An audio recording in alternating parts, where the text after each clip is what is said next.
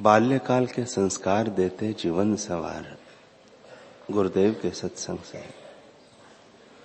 बापूजी कहते हैं कि बाल्यकाल में बालक को जैसे संस्कार मिल जाते हैं, बालक आगे चलकर वैसा ही बनता है।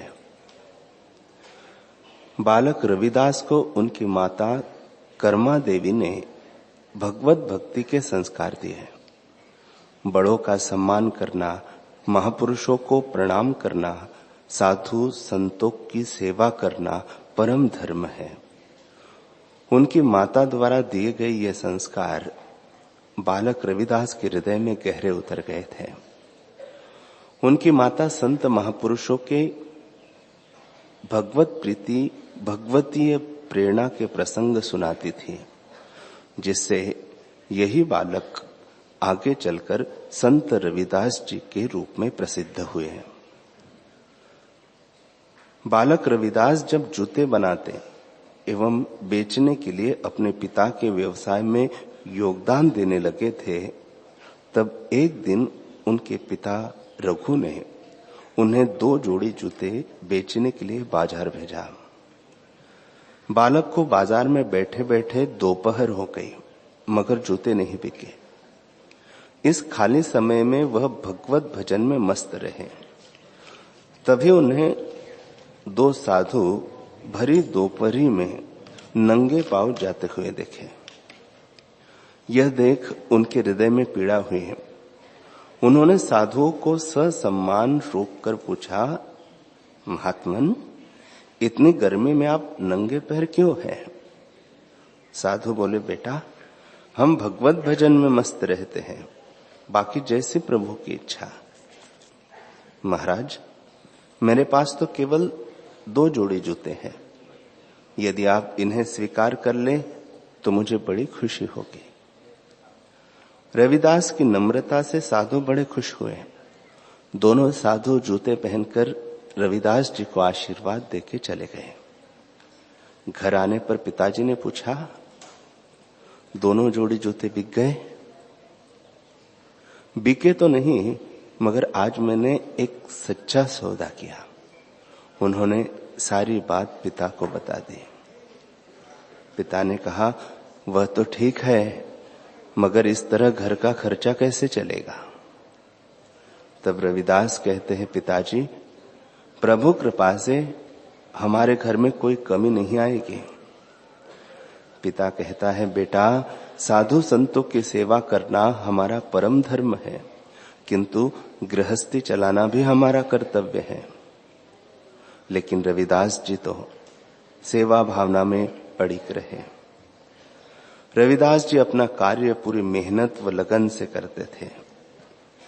जैसे संत कबीर जी कपड़ा इस भाव से बुनते थे कि इसे मेरे राम जी पहनेंगे, तो यह कपड़ा लोगों को खूब पसंद आता था। ऐसे ही रविदास जी जूते बनाते समय यही भाव रखते थे कि इन्हें परमात्मा पहनेंगे। इससे उनके बनाए जूते सभी को पसंद आते थे। एक बार साधुओं का एक समूह रविदास जी के यहाँ आ पहुंचा। उस समय रविदास जी जूते बनाने में मग्न थे।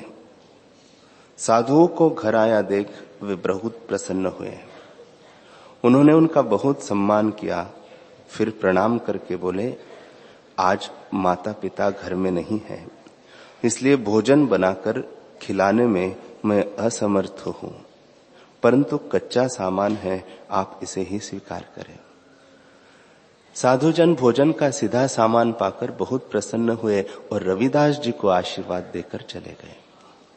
शाम को जब माता पिता घर लौटे तो रविदास जी ने सारी बात बताई। पिता ने कहा, बेटा, यह तो तुमने बहुत पुण्य का कार्य किया। साधु संतों की सेवा करना ही हमारा धर्म है। जीवन में सद्गुरु की आवश्यकता व महत्ता का वर्णन संत रविदास जी ने अपनी साखियों में किया है। वे कहते हैं, रामानंद मोहि गुरु मिल्यो, पाया ब्रह्म विसास, राम नाम अमिरस पियो, रैदास ही भये शलास। गुरु ज्ञान दीपक दिया, बाती दई जलाए, रविदास हरि भक्ति कारणे जन्म मरम बिलाए। रविदास राति न सोइए दिवस न करिए स्वाद, अहम निस हरि जी समरिए छाड़े सकल प्रतिवाद। सो सागर दुतर अति किंधु मुरुष यहु जान, रविदास गुरु पतवार है नाम नाव करी जान। संत रविदास जी गुरु विमुख लोगों के लिए हित भरी सलाह देते हुए कहते हैं कि हे मूढ़, यह अच्छी तरह जान ले कि यह संसार रूपी सागर पार करना बड़ा कठिन है। केवल सद्गुरु रूपी नाव ही तुझे पार लगा सकती है। अतः उनके नाम स्मरण रूपी नाव पर सवार होकर तू इस संसार रूपी सागर को पार कर ले।